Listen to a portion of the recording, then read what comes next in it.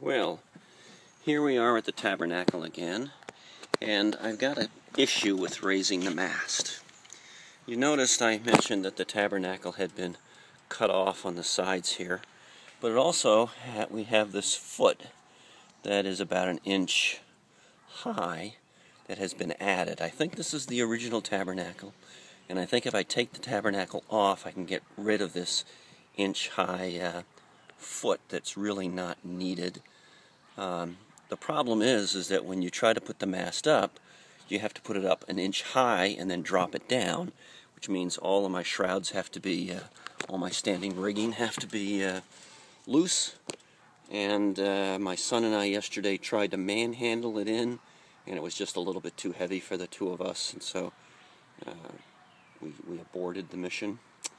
I did have the idea of building a box to help us yesterday, and this is the box that I built. Switch positions here for a second. The box would sit like this. There's nothing real fancy here. It's 9 inches tall, so it doesn't interfere with anything on the mast.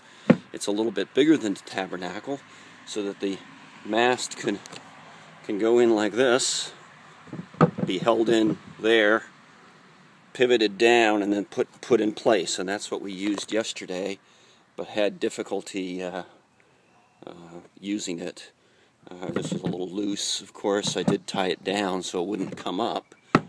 Tie it down to that bolt.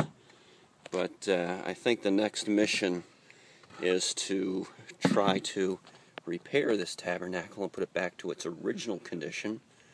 Then put a second bolt hole in the mast where the upper Tabernacle bolt hole should go, and hoist it up in the normal method.